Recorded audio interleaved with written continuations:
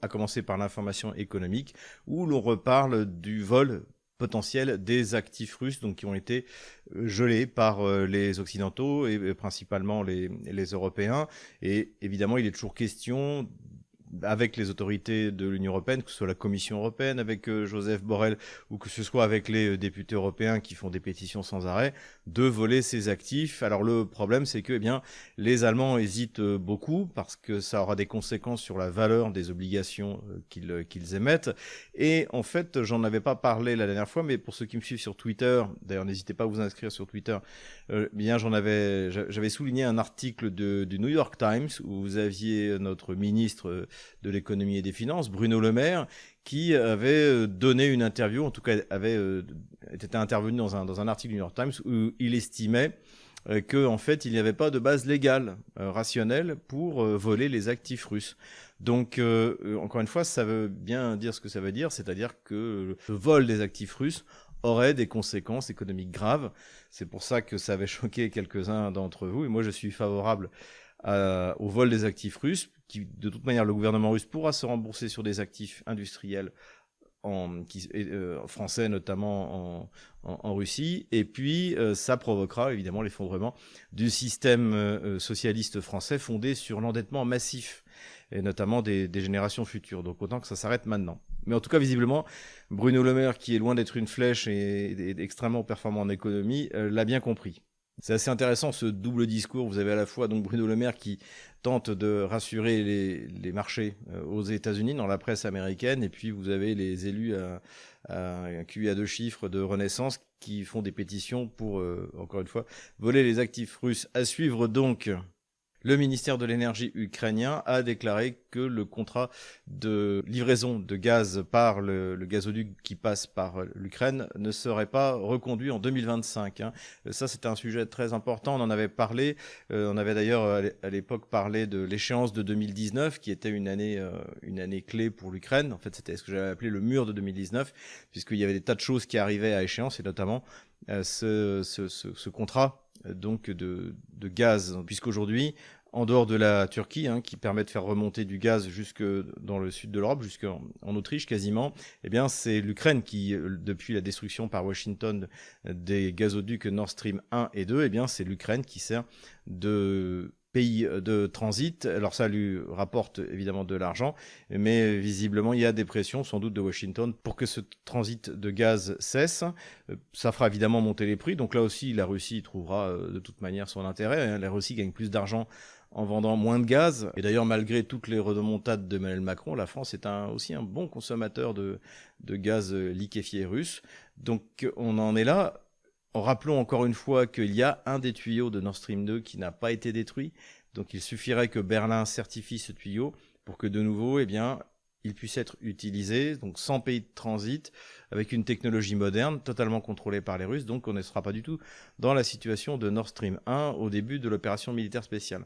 Voilà, on va voir ce que choisiront les autorités allemandes et françaises, évidemment, puisqu'on a, rappelons-le, on a mis 1 milliard de dollars dans Nord Stream 2. Le CERN, alors le Centre européen de recherche nucléaire, quelque chose comme ça, a annoncé qu'il se passerait des services des spécialistes russes, de 500 spécialistes russes. Donc tout ça, évidemment, avec la pression mise par les dirigeants européens. Et en fait, essentiellement, comme d'habitude, c'est Washington qui met la pression sur les dirigeants européens. Donc tant pis pour la recherche nucléaire européenne. Mais rassurons-nous, je suis certain que parmi tous ces Victor Hugo et ces ingénieurs nucléaires qui traversent la Méditerranée chaque année, on trouvera sûrement 500 spécialistes pour remplacer les Russes. La Russie, elle, malgré l'opération militaire spéciale, et on l'a souvent dit, continue ses projets de grande infrastructure. Donc on avait souligné l'automne dernier la mise en service de l'autoroute de Moscou-Kazan, donc qui doit en plus se prolonger après jusqu'au-delà de l'Oural et jusqu'en Sibérie. Et Vladimir Poutine a lancé le chantier du TGV, Moscou-Saint-Pétersbourg, donc qui permettra aux deux grandes villes d'être reliées en 2 heures. Et ce qui est intéressant aussi, c'est parce que ce projet-là, on en parle depuis très longtemps. Je me souviens depuis plus d'une dizaine d'années. Donc il avait été question d'abord de le faire avec Siemens, avec les Français, et puis ensuite avec les Chinois, et puis finalement ça va être de la technologie russe. Donc ça c'est une excellente nouvelle, et en plus depuis, on va dire ces 10 dernières années, les projets d'infrastructure russes, à commencer par le pont de Crimée, terminent toujours avant la date de livraison prévue. Donc on peut être assez optimiste à ce sujet-là. Vladimir Poutine a également inauguré le lancement de la construction d'un nouveau réacteur, du 5e réacteur de la centrale nucléaire de Saint-Pétersbourg. Là aussi, que des bonnes nouvelles de développement des infrastructures. Infrastructure toujours, eh bien, c'est la mise en service donc prévue pour cette année de la voie ferrée qui reliera Rostov, donc ville qui était dans les anciennes frontières russes, et Simferopol en passant par les nouvelles régions, donc tout le long de la mer d'Azov. Donc ça, évidemment, ça va largement simplifier le transit, et y compris, il faut bien le souligner, le transit militaire. Donc, encore une fois, les attaques sur le pont de Crimée ne sont pas justifiées du point de vue purement militaire. Ce sont des actes terroristes sur des infrastructures civiles qui ne sont pas utilisés dans le cadre de l'opération militaire spéciale. Politico-diplomatique, bien sûr, et évidemment, j'espère que vous avez apprécié notre vignette, toujours faire Père Étienne avec un Poutine formé par l'intelligence artificielle, voilà, qui l'a emporté à près de 88%, et avec une participation exceptionnelle, hein, pour la Russie, c'est quasiment unique, de 75%. Donc Vladimir Poutine n'a fait qu'augmenter progressivement depuis sa première élection. Il a toujours été élu au premier tour, et là, c'est plus qu'une élection, c'est un plébiscite, c'est le soutien de l'immense majorité de la population russe au projet de Vladimir Poutine. Non seulement l'opération militaire spéciale, mais c'est pas que ça, c'est tout ce qu'il a accompli depuis qu'il est arrivé au pouvoir, comme Premier ministre d'abord en 1999, et puis ensuite comme président. Voilà, c'est un peu cette rencontre, hein, qui a eu lieu entre cet homme exceptionnel et puis le peuple russe d'ailleurs, peuple de génie aussi, peuple exceptionnel. Voilà. Donc c'est un geste très fort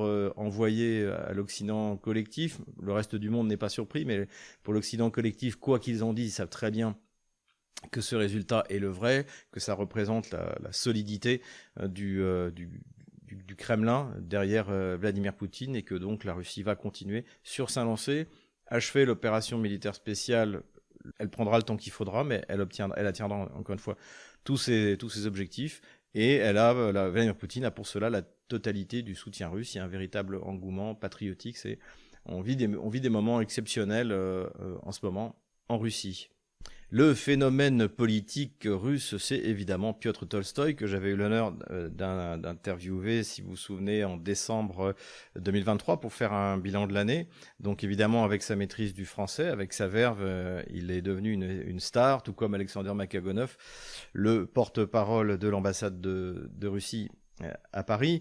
Eh bien, lui, il a donné une interview sur BFM TV, et c'est un peu un modèle du genre, y compris du point de vue de la technique de communication. Pourquoi ? Parce que tout d'abord, Piotr Tolstoï s'adresse aux journalistes, Jérémy, je ne sais plus comment, comme s'il s'adressait au gouvernement français. Et il a raison, c'est-à-dire qu'il faut refuser aux journalistes cette neutralité. Le journaliste, surtout les journalistes français, n'est pas neutre. Il fait partie de la coalition gauchiste française dirigée contre la Russie. Donc évidemment, il s'adresse à lui comme à un adversaire, voire à un ennemi, et c'est exactement le ton qu'il faut adopter avec les journalistes français en général. Donc ça, déjà, c'est premier point, leçon à retenir. Deuxième point qui traduit tout à fait la position russe, il souligne le fait que, je le cite, il n'en a rien à foutre de ce que pense Emmanuel Macron et de ses lignes rouges. On s'en fout de son opinion. Vous vous foutez de ce que dit Emmanuel Macron. Exactement. Et quand il vous dit qu'il est prêt, éventuellement, à ne pas se fixer de limites. On s'en fout de ses limites. On s'en fout de Macron, de ce qu'il dit Macron. On s'en fout de limites de Macron. Tout l'effort d'Emmanuel Macron, c'est pour revenir au centre en fait de l'affaire ukrainienne et représenter l'Europe dans ses négociations avec Vladimir Poutine. Comme je l'ai dit plusieurs fois, comme je l'ai répété, parce que ces derniers jours, vous imaginez bien que j'étais interviewé sans arrêt dans les médias russes, j'ai même fini par refuser, pour aussi leur expliquer que le régime gauchiste d'Emmanuel Macron n'est pas la France, n'est pas les Français. Et comme je l'ai dit, c'est impossible parce que Emmanuel Macron a publié sa conversation au téléphone avec Vladimir Poutine du 20 février 2022. Il l'a publié en juin 2022. Donc Vladimir Poutine ne lui fait plus confiance. Et de toute manière, encore une fois, le conflit en Ukraine se résoudra entre Moscou et Washington. Un point, c'est tout. Peut-être avec le futur président américain, si c'est pas Biden, mais en tout cas, ça ne se résoudra malheureusement pas pour nous avec Paris. Nous sommes un État esclave et donc nous obéissons aux ordres de Washington. Donc ça ne sert absolument à rien de discuter avec nous. Et en plus, à part quelques nuances, contrairement à l'Allemagne, il n'y a aucun parti anti-guerre représenté au Parlement français. Troisième point, Piotr Tolstoï, évidemment, a des mots très durs qui nous font de la peine, en fait, quand il parle de tuer des soldats français, mais de toute manière, nos soldats français n'ont absolument rien à venir faire en Ukraine. La France n'a pas d'intérêt en Ukraine. Son armée n'a donc absolument rien à y faire. C'est encore une fois une guerre impérialiste, idéologique, de colonisation pour permettre à l'OTAN, au régime de Kiev assisté par l'OTAN, de coloniser les populations russes et russophones d'Ukraine. Donc tout ça, évidemment, c'est tout à fait inacceptable. Et en tout cas, ce que fait Tolstoï, c'est qu'il met aussi les Français devant leurs responsabilités. Vous pouvez pas, parce que ça se passe à 1000, 2000 kilomètres de chez vous, considérer que ce que fait le gouvernement que vous avez élu, ou même si vous ne l'avez pas élu, qui vous dirige, et que vous laissez vous diriger, vous ne pouvez pas faire comme si ça n'existait pas. Donc, de la même manière, je n'ai pu m'empêcher de faire le parallèle, c'est que j'avais des amis qui vivaient en Ukraine, qui faisaient comme si leur gouvernement ne passait pas leur temps à bombarder les villes du Donbass, les villes de la République populaire de Lugansk et de Donetsk. Et donc, ils pensaient que qu'ils pourraient fermer les yeux, laisser les unités de représailles enlever, torturer, massacrer, et qu'ils échapperaient toujours à ce conflit. Et en fait, finalement, non. Depuis le 24 février 2022, ce conflit les a atteints. Et c'est pour ça aussi que, il faut bien se rendre compte que le mal que fait le gouvernement français vis-à-vis de la population ukrainienne, à commencer par la population ukrainienne, ou vis-à-vis, bien sûr, des soldats russes qui meurent à cause, en partie, des armes qu'on livre, ça, tôt ou tard, sera des conséquences sur nous, des conséquences économiques, des conséquences politiques. On ne peut pas dire encore lesquelles, mais évidemment que tout ce mal-là nous reviendra sur nous, Français, parce qu'on aura laissé le régime d'Emmanuel Macron faire ce qu'il veut et nous engager dans une guerre qui ne nous concerne pas. Politique toujours, nous fêtions les 10 ans de la réunification de la Crimée avec la Sainte-Russie.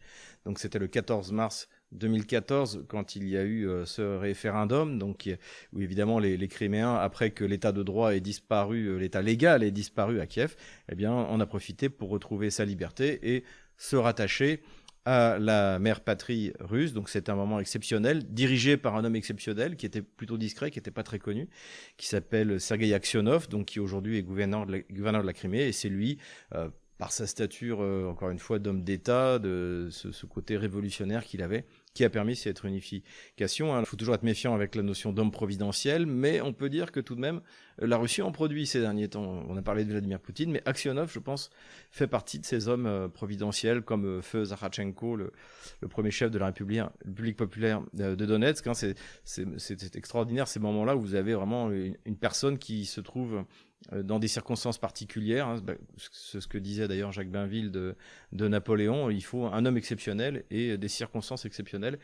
Et quand les deux se rencontrent, généralement, ça fait des étincelles. Et bien là, ça a été le cas sur ce qui s'est passé donc en mars 2014. Et puis pour la petite histoire et pour mettre un petit peu de joie, je ne sais pas si vous vous souvenez, ça avait fait le tour des réseaux sociaux, bon essentiellement en Russie évidemment, mais une petite fille de 6 ans était arrivée à Simferopol, donc la capitale de la Crimée, et pour aller saluer, embrasser un des soldats russes qui était là. Et d'ailleurs, ça a été transformé en monument symbolique en fait finalement de ce retour à la patrie. Et bien, cette jeune fille a grandi, elle a 16 ans, et elle a retrouvé le jeune soldat, donc qui est un petit peu vieilli, à qui elle avait fait un bisou. Voilà, pour mettre un petit peu de joie dans ce bulletin. Revenons à la politique pure et dure. Le président indien Modi a félicité bien sûr Vladimir Poutine de son élection, et la première visite à l'étranger du président réélu sera au mois de mai à Pékin. Donc pas vraiment de surprise là-dessus. L'alliance entre Pékin et Moscou est devenue une des clés de voûte du nouvel ordre international qui est en train de se mettre en place. Terrorisme maintenant. On va le voir, l'opération militaire qui avait été déclenchée à la frontière sud de la Russie, donc dans les régions de Koursk, de Belgorod, a complètement échoué, a coûté très cher en matériel et en vie humaine à l'armée ukrainienne et à ses supplétifs, soit les groupes néo-nazis russes, soit des mercenaires de toute nationalité. On a vu notamment des Roumains et des Allemands. Donc cette offensive qui était censée saboter en quelque sorte la bonne image issue des élections russes a complètement échoué. Et ça s'est terminé par une énorme campagne terroriste à coups de lance-roquettes sur la ville de Belgorod elle-même, sur les localités dans cette région. Donc là, on est une fois de plus de retour dans le bandérisme le plus pur, qui est avant tout un terrorisme. Et encore une fois, ce terrorisme, jamais ni le MI6 ni la CIA n'ont jamais hésité à l'utiliser. Donc voilà pour le terrorisme. Armement maintenant, vous avez aimé les FAB 250, 500, 1,5 tonne. Donc, je rappelle, le FAB, c'est une bombe planante, donc qui peut dériver jusqu'à 50, même 70 km, peut-être même plus loin. Les Russes auraient décidé de mettre un petit propulseur derrière ces bombes. Donc, en plus d'avoir des ailes qui se déplient, eh bien, elles vont pouvoir avancer. Donc, ces bombes ne coûtent pas cher. La Russie en a utilisé énormément, 200 tonnes par jour sur Avdiivka. Eh bien, vous avez aimé ces bombes de 1500 tonnes maximum. Désormais, le Sergei Shoigu, qui visitait les usines de production, a annoncé que depuis le mois de février, la Russie produisait massivement des bombes de 3 tonnes. Donc imaginez-vous l'état des forces armées, des soldats qui se trouvent en dessous de ces bombardements. On en a vu d'ailleurs ressortir dans des images que, une fois, je ne montre pas sur cette chaîne, notamment Avdiivka, des soldats complètement contusionnés, traumatisés, je pense jusqu'à la fin de leur vie. Tellement c'est épouvantable, donc espérons qu'ils vont se rendre le plus rapidement possible. Ils ne peuvent pas tenir face à l'armée russe. Personne, de manière aujourd'hui, ne pourrait tenir face à l'armée russe telle qu'elle est. Donc voilà. Donc en tout cas, ces bombes de 3 tonnes vont bientôt arriver.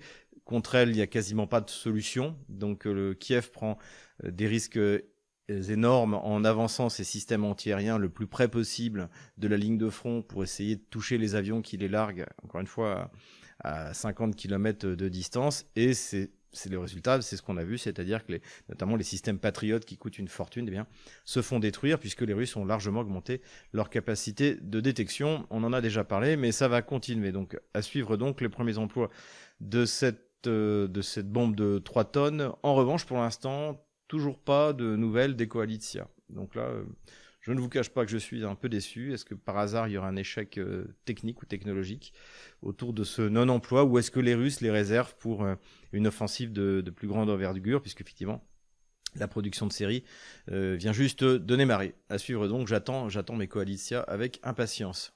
Washington, de son côté, ne reste pas les mains dans les poches et essaie de rattraper son retard en matière de missiles hypersoniques.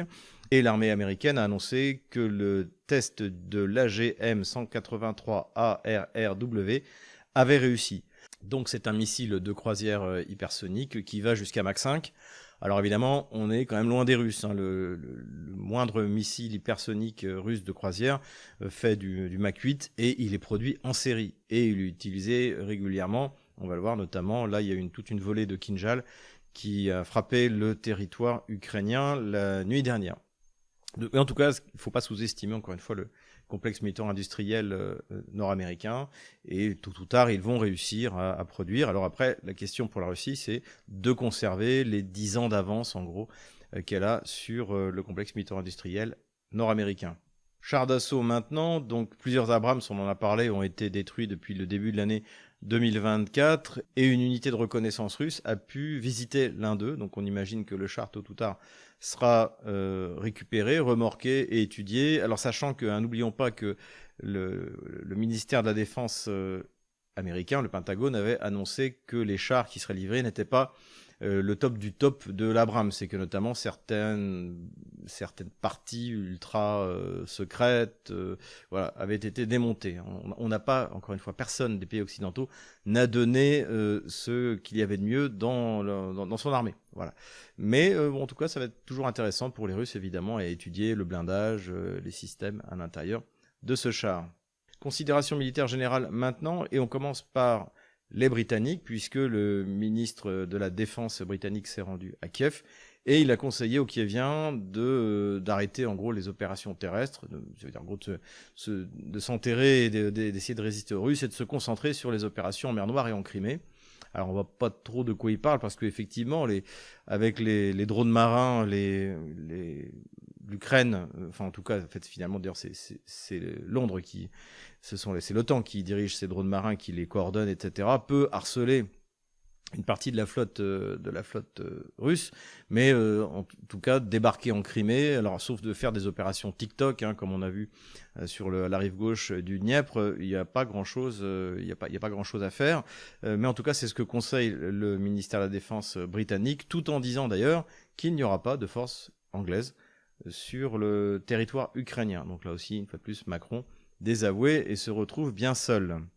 Gamelin cette semaine, là ça aurait été dur de l'éviter, c'est le Gamelin Desportes, le général Desportes qui a commandé, pauvre de nous, l'école de guerre et qui explique dans Le Point que, en fait, pour montrer notre détermination russe, il faut verser le sang des Françaises et des Français. Donc je ne sais pas ce qui lui est passé par la tête, détermination à quoi? On ne peut absolument rien faire contre l'armée russe. Notre armée, avec la complicité de tous ceux qui n'ont rien dit, le général Desportes, mais aussi le général de Villiers. Alors vous êtes beaucoup à m'avoir dit, le général de Villiers a démissionné. Alors je vous renvoie à la vidéo que j'avais faite, ça devait être en 2019, après la sortie de son bouquin Servir, qu'on aurait d'ailleurs mieux fait d'appeler Servile, dans lequel donc il parle de ses chefs, donc les présidents, les ministres qui l'ont commandé. Et bien, je vous mets un petit extrait pour voir un peu la manière dont il a protesté contre Emmanuel Macron. Le chef militaire vit au contact constant du pouvoir politique. Pour ma part, j'ai connu en conseil restreint pas moins de 4 présidents de la République. Jacques Chirac, méthodique, chaleureux et passionné par l'armée. Nicolas Sarkozy, exigeant, tranchant et charismatique. François Hollande, à l'écoute, calme et plein d'humour. Et enfin, Emmanuel Macron, avec lesquels mes relations ont été empreintes de franchise, de confiance et de cordialité. Plus tard, il parle également des premiers ministres. J'ai connu 2 premiers ministres au tempérament aussi différent que leur physique. Jean-Pierre Raffarin, mesuré, plein d'humour et très humain, et Dominique de Villepin, flamboyant, fulgurant et pressé. 2 ans plus tard, j'en ai connu un 3e avec François Fillon, plus secret, talentueux et attachant, dont j'étais cette fois-ci le collaborateur direct en tant que conseiller. Et puis, enfin, il y eut les 7 années et demie passées boulevard Saint-Germain, puis à Ballard comme numéro 2, major général des armées, sous les ordres de l'amiral Guillot, qui m'a fait une confiance totale, puis comme chef d'état-major des armées, principalement sous les ordres de Jean-Yves Le Drian, qui aura été un grand ministre de la Défense. Voilà, la vidéo est encore disponible sur Odyssée, vous pouvez la regarder complètement. Donc évidemment, le général de Villiers a démissionné parce qu'il s'est fait insulter, c'était la moindre des choses, de toute manière il était sur le départ. Il n'a pas démissionné parce qu'il a tapé du poing sur la table en disant vous êtes en train de détruire l'armée française, c'est d'ailleurs ce que fait la gauche depuis François Mitterrand. Ça on n'y a pas eu droit du tout. Donc, non, je répète ce que je dis, ni les Desportes, ni les Dourakovlev, ni les Villiers, ni tous ceux, les Bucard, tous ceux qui sont là ou qui les ont précédés, n'ont jamais mis leur chère carrière en danger pour protéger notre armée française. Et ils se sont d'ailleurs largement déshonorés, et c'est ce que retiendra l'histoire de leur action. Donc je ne sais pas comment l'appeler, Gamelin sanguinaire, Gamelin psychopathe. Et on a aussi un sous-Gamelin, alors là c'est le colonel Arbaret-Trier, donc qui est passé sur LCI pour nous expliquer comment l'armée française allait se déployer le long du Dniepr. Hallucinant. Alors, autant vous dire que cette vidéo a fait le tour en Russie dans toutes les émissions. On n'a pas arrêté de m'appeler pour me demander mais qu'est-ce que c'est, qu'est-ce qui lui prend, voilà. Donc bon, moi j'ai expliqué que Arbaret-Trier ça devait être sans doute un culot de promo, et que visiblement LCI a du mal à trouver des militaires, des colonels ou des généraux qui sont encore capables d'aller raconter ce genre d'âneries.